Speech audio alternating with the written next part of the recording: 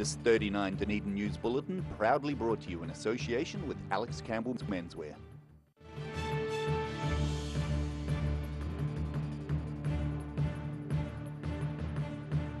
Tonight on 39 Dunedin News, thousands of poppies are handmade for Anzac Day, ready to adorn the graves of those who fought for our country. Residents are invited to be scared witless in Dunedin's very own House of Horrors, despite the fact it's a charitable experience.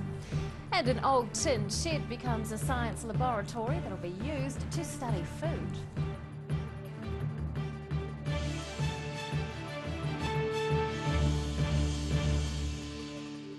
Good evening, Dunedin. I'm Rebecca Dupree. Local Defence Force rooms were smelling fragrant this morning as dozens of volunteers gave up their time to make posies. More than 4,000 floral tributes will be laid on the graves of returned servicemen and women as part of local Anzac Day commemorations. And the gesture's significance is being boosted by two important milestones. Creating something significant from a garden herb. These volunteers have been working hard to craft more than 4,000 posies to be laid on servicemen and women's graves this Anzac Day. Organisers are elated at the number of people of all ages who answered the call to lend a hand. We've got children from 6 and 7-year-old right through to high school students, right through to people in their 90s, so it's a real mixture of the community, and it's something that people say it's a physical thing they can come and do. There was one lady here who said that she's for the last 3 or 4 years taken the morning off work so she can come and do it. 2016 marks 100 years of Anzac Day services and the accompanying public holiday. It's also the 100th anniversary of the Royal New Zealand Returned and Services Association. Despite it being so many years since World War I, Turner says there's a growing interest from young people keen to learn about it. I think that's the generations are actually really interested, and I think if the war, say 100 years ago, they sort of seemed to come back and not say a lot about it, but now it's more talked about, and and the people are appreciating what those people actually went through and what they did for the country, which is really special. The large amount of rosemary required has been donated throughout the week by members of the public. In the more than 4,000 handcrafted posies, the herb represents remembrance, while red paper signifies the poppy. Once they're all boxed up, they'll be safely stored ahead of Monday's services. The posies will be put on the servicemen's graves at the Anderson's Bay Posy Laying ceremony, and they're put out by Girl Guides, Brownies and Pippins. The floral tributes will be taken to the Anderson's Bay Cemetery following the city's main dawn service at Queen's Garden. Ruby McAndrew, 39 Dunedin News. The city's first intake of Syrian refugees are settling into their new homes, having arrived in Dunedin this morning. The 13 families were welcomed by local leaders and Red Cross staff. The 45 refugees have spent the last 6 weeks at a resettlement centre in Auckland. Today, they're being given local state houses, and Red Cross is being funded to provide support for their first year in Dunedin. Each family has also been given a $100 bus card by the Otago Regional Council. Locals have donated thousands of dollars worth of clothing and household goods. The next lot of Syrian asylum seekers are due to arrive here in June. Dozens of residents are paying to be scared silly for charity, with a thrilling show beginning in the Octagon this weekend. The Dunedin Horror House is being decked out with spooky gear and blood-stained actors to give people the ultimate adrenaline rush. And it's all for a good cause. This is many people's worst nightmare. A house full of horrors has transformed the Octagon Athenaeum's basement, all for giving residents the ultimate fright night. It's going to be an intensive experience, so it's going to be very full on and very brutal for the customer to go through. Customers will be walking through the medical-themed setup that's plagued with scary actors, mannequins and toys. Foley's no stranger to this, having held events all around the country to raise more than $100,000 for charity. He's done it for the past 5 years for organisations like South Canterbury Cancer Society and Plunket, as well as for sporting individuals. This time the money's going to Heart Kids Otago. I believe Heart Kids don't get any government funding, so the more that we got in, the better it would be. But, they're very grateful for what they are about to receive, I guess you could say. The charity supports families of children with heart problems who are constantly going in and out of hospital. Local woman Angela Evans is one of several people receiving help from the organisation. Money raised locally will assist families like hers to be better looked after during their child's medical battle. It's an absolute privilege to have him here, and I hope everybody gets behind this cause. It's wonderful. There's all these lovely little babies that have got a zipper down their chest, and these very, very brave parents. The Horror House will be running on Friday and Saturday nights this weekend and next. For $25, punters can leave their hearts well and truly beating. Annabelle Dick, 39, Dunedin News. A shared cycling and walking path between Dunedin and Port Chalmers is now years away from completion. Half of the path has already been finished, but plans for the second stage from St Leonards blew the budget. The original design was well over the $6 to $10 million allocated. Now the New Zealand Transport Agency is looking at cheaper options and says construction is unlikely to start before 2018. An existing footpath from Sawyers Bay to Port Chalmers will probably be widened for part of it. The agency is planning to update community board members in July or August before seeking feedback on designs at the end of the year. A former shed at the University of Otago is being used for research into the science of food. The converted laboratory was opened this week, fulfilling a need within the university and the wider food industry. And the building's history goes back decades. Testing out their new workspace. These students are getting stuck into the university's new food research lab, which opened this week to facilitate a growing need for food science. The redevelopment, we would like to use this facility for the food processing and product development activities. That is important for our educations in the teaching in undergraduates, but also for postgraduate. We have also research together with the industry. The tin shed will be used for a 6-year food industry technology scheme managed by the Ministry of Business, Innovation and Employment. Staff from local food businesses will undertake product development and testing inside the facility. They're able to trial ways of sterilising milk instead of using conventional pasteurisation and can learn how to make the perfect French fry with the help of science. That is a quite unique technology that we initiated in this country. So we have also the equipment in this facility as a unique equipment that we can deliver, and we believe that can have more benefits for our industry. The shed has an extensive history. It was an American heart gifted 70 years ago to house home science students. It's also been a home science room, a storage shed and a workshop, but the latest renovation has seen it transformed for modern needs. We have a long history with the tin shed, but now the growth of the students is a lot, and then we need more space, so that's why the tin shed back to their first functions become lab again. The laboratory is being used as a temporary measure until the university's food science department has a more permanent facility. Annabelle Dick, 39, Dunedin News. Still to come on 39 Dunedin News, we find out how the Queen's birthday was celebrated locally, and the University of Otago adds more accolades to its growing list.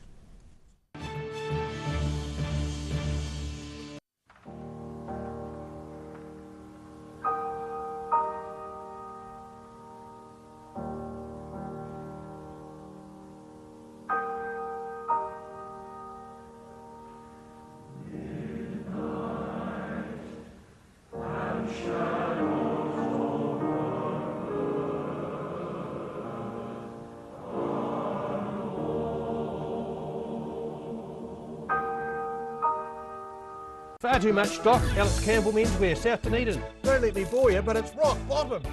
Jeans, $40. Casual pants from only $20. Shorts from $30. 100 of them. Hundreds and hundreds of shirts at rock bottom prices.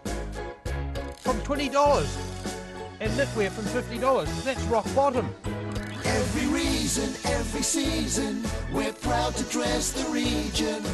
Alex Campbell Menswear, it fits. It's rock bottom. It's on again. The Star Regent 24-hour book sale starts noon 10th of June. Don't miss out!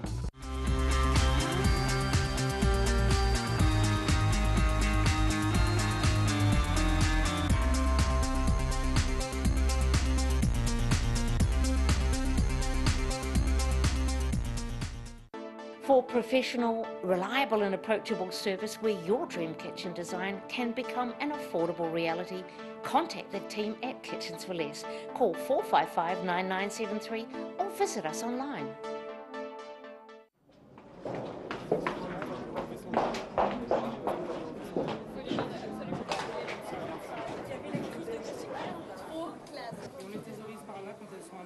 On m'a demandé d'écaster sur la voiture des pieds maintenant.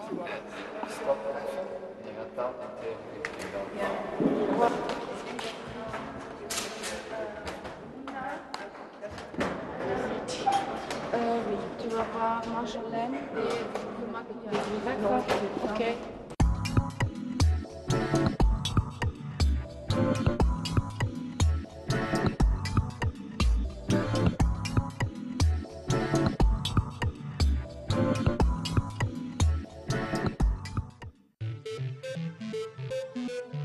Tech Limited have been supplying beekeeping equipment and honey products in New Zealand for over 100 years. A specialist manufacturer of hiveware and plastic products for the beekeeping industry. They are the leading supplier of beekeeping equipment nationwide. For all your beekeeping needs, visit ecrotech.co.nz or call 0800 11 7766. Mobility scooters are targets. Mobility scooters, new and used, electric manual wheelchairs, strollers and walkers. Free home demonstration and delivery. Call Tony on 03 455 2875 or visit our showroom, 211 Canudwood Street, opposite Westpac. Garrador Dunedin, delivering quality stylish garage doors in Dunedin for over 15 years. New doors, replacement doors, repairs and maintenance are all part of Garrador's quality service. Garrador Dunedin offers a full range of modern quality doors to suit any home. Come visit the team at 553 Kaikoura Valley Road. Visit www.garrador.co.nz or call us on 488 5676.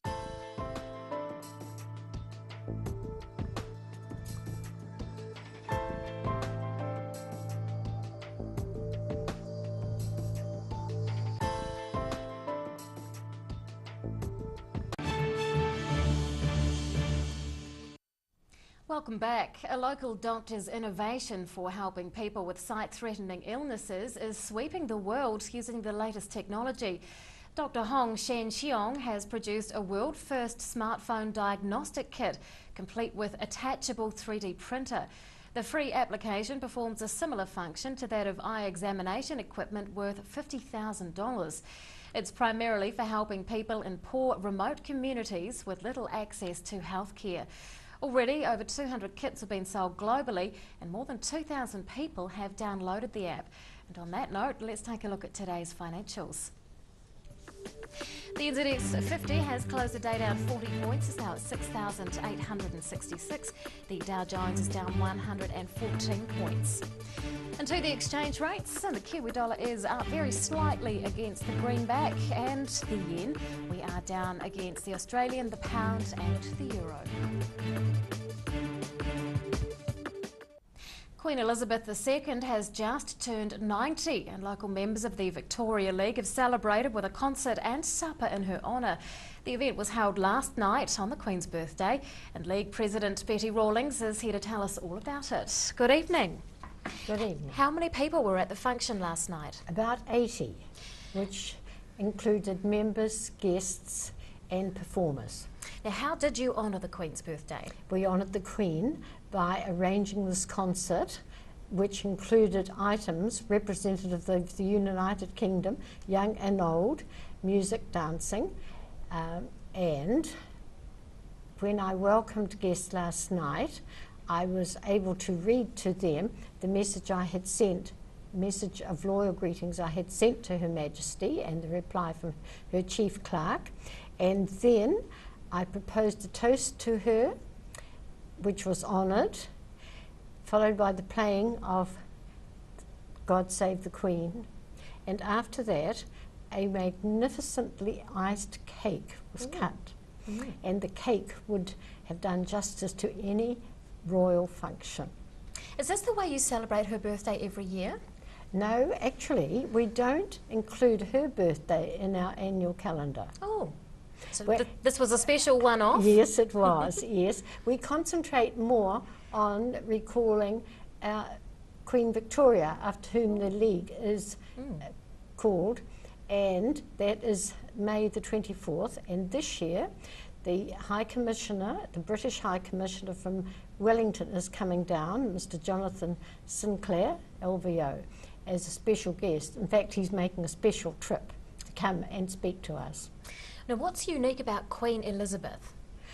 Queen Elizabeth, her steadfast devotion to duty since her accession in 1952. She's travelled to 116 countries, attended about 400 functions a year, and takes an interest in all her peoples, and particularly young people. The Girl Guides and the Boy Scouts, and she and Princess Margaret were both Girl Guides. And the highest honour which youth can aim for is the Queen's Guide, and that was instituted in 1956. Why is the public holiday for her birthday in June? Well, so that the country can plan a holiday on the set day. Usually in New Zealand, usually the first Monday of June, and that applies then regardless of the actual date of the birthday of the sovereign. Now tell us a wee bit about the Victoria League. Obviously it's set up to honour Queen Victoria. What's the aim of the group? No, excuse me, it's named in honour of her. Yes, it was set up in 1905 in response to a request for help from ladies in South Africa who were concerned about the plight of the Boer women and children, orphans, and the care of the war graves. And it was set up at a meeting in Whitehall. There we go. Victoria League President Betty Rawlings, thanks so much for your time. Thank you. After the break on 39 Dunedin News, an inner city church undergoes restoration in preparation for its new tenants. And we'll take a look at this week's online poll results.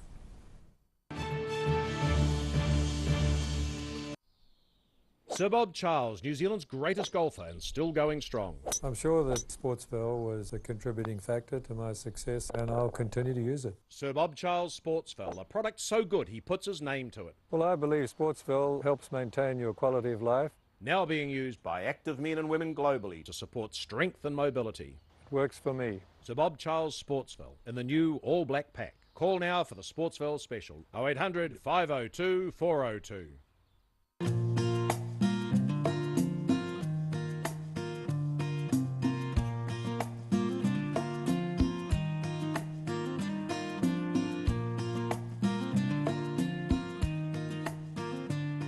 Mobility scooters are targets. Mobility scooters, new and used, electric manual wheelchairs, strollers and walkers. Free home demonstration and delivery. Call Tony on 03 455 2875 or visit our showroom, 211 King Edward Street, opposite Westpac. New Zealand Beeswax Limited are the quintessential beeswax, woodware and beekeeping suppliers. From the amateur beekeeper to the commercial operator, New Zealand Beeswax Limited has the quantity to meet your needs. For great prices, great service New Zealand-wide, contact New Zealand Beeswax Limited on 03 693 9189 or visit www.beeswax.co.nz.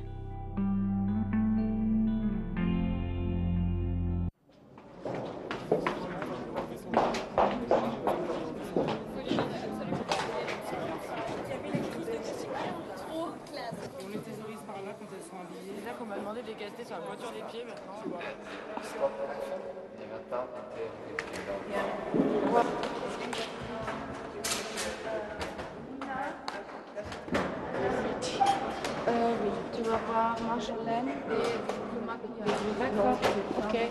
Far too much stock. Alex Campbell Menswear, South Dunedin. Don't let me bore you, but it's rock bottom. Jeans, $40. Casual pants from only $20. Shorts from $30. Hundreds of them. Hundreds and hundreds of shirts at rock bottom prices. From $20. And knitwear from $50. That's rock bottom. Every reason, every every season. We're proud to dress the region. Alex Campbell Menswear, it fits. It's rock bottom. Finding that your grass seed just won't grow? Ready Lawn has the perfect solution for all those lawn woes. Call Ready Lawn today on 486 1819.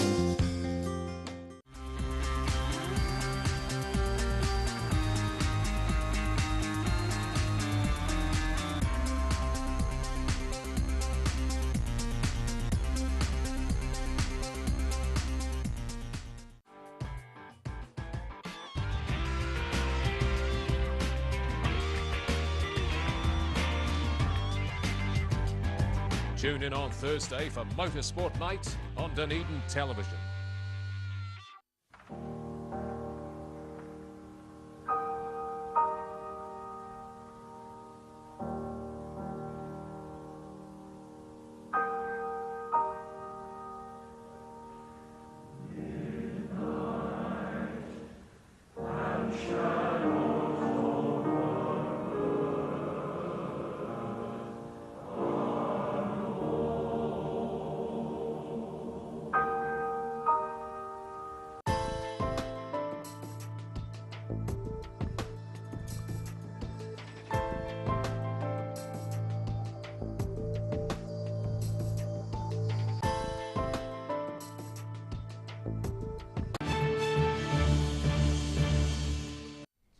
Welcome back. Another Dunedin hospital patient has tested positive for antibiotic-resistant bacteria. That brings the total number of affected people to 6. The Southern District Health Board is confident it's contained the bacteria by treating carriers in isolation. Thorough cleaning of associated equipment and facilities is also being undertaken. It's the first time SDHB patients have tested positive for the germs, which are becoming more common as a result of increasing antibiotic use. The University of Otago is celebrating 2 global accolades. A documentary about the Dunedin study has won a silver medal in the New York Festival's International Television and Film Awards. The university study follows the lives of more than 1,000 people born in Dunedin about 40 years ago. Staff are also chuffed the institution has been ranked the top in the country for published scientific research papers. The Nature Publishing Group ranks over 8,000 institutions worldwide, putting Otago at 303rd. A long-neglected church is being restored to its former glory in the central city. The refurbishment of the former Hanover Street Baptist Church is well underway, ahead of its new musical occupants moving in. But there's a lot to get done in a short space of time. Sizing up their new space, the former Hanover Street Baptist Church will soon be the home of the Dunedin Symphony Orchestra. The group's move comes after more than 30 years of being in Moray Place, and staff are excited for the change. When we moved there, we were a smallish orchestra, but we're a much larger orchestra now, and that's registered also in our name change, because we've moved from being a symphonia to a symphony orchestra. So we've really outgrown our premises, and it's time to find a larger area for the orchestra to rehearse in. The building's interior is currently being done up by the owners with a focus on maintaining heritage. Once that work's complete, orchestra staff will start on their own fit-out, including the installation of acoustic panels. Harris is looking forward to finally being able to move into the site she says is a perfect fit. One of the nice things about this building is that it is a heritage building.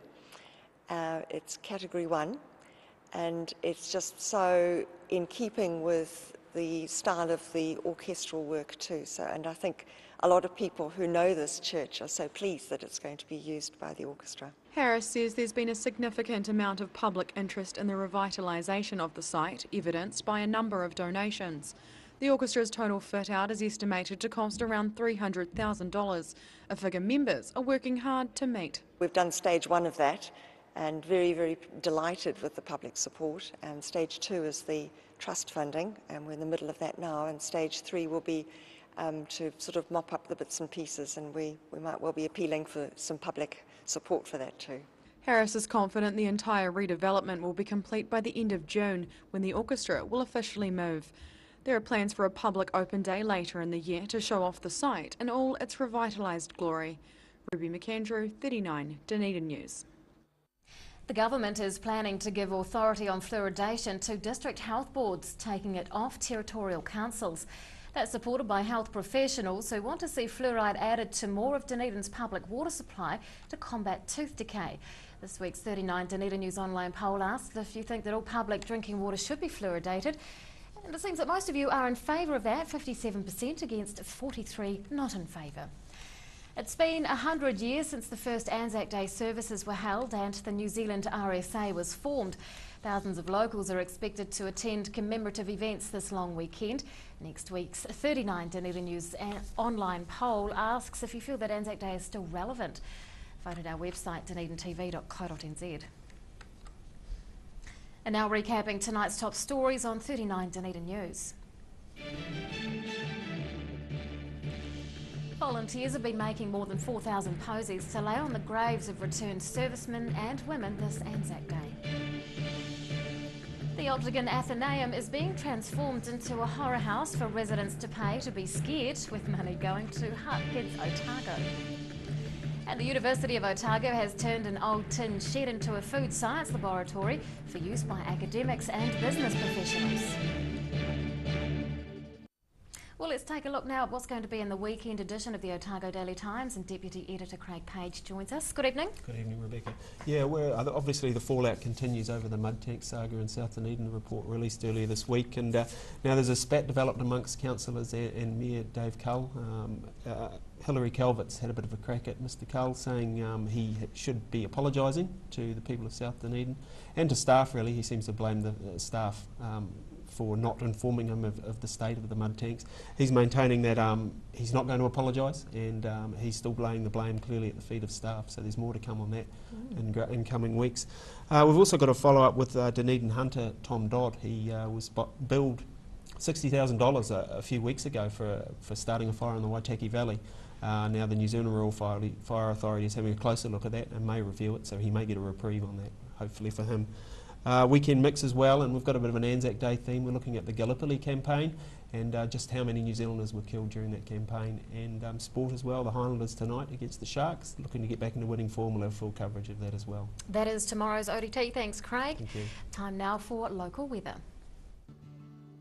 This 39 Dunedin News weather update proudly brought to you in association with Silverhorn's Emu Oil. Here is our city view. It's taken of the trees on Alhambra's rugby field.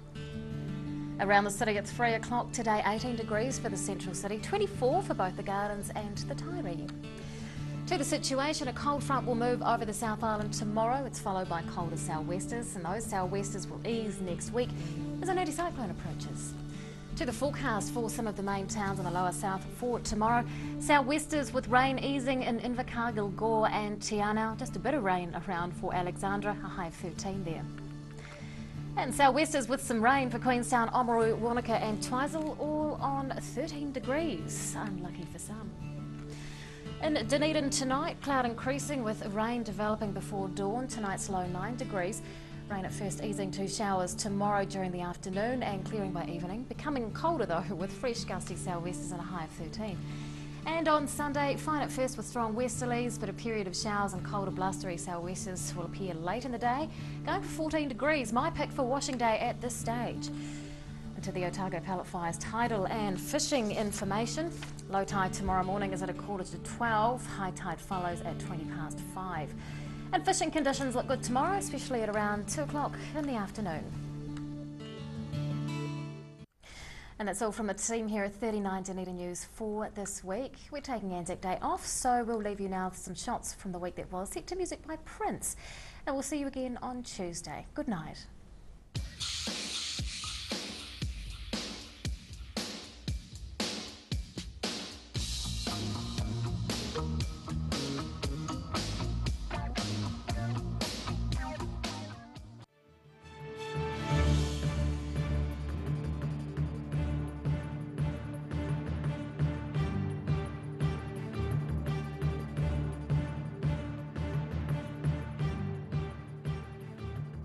This 39 Dunedin News Bulletin proudly brought to you in association with Alex Campbell's Menswear.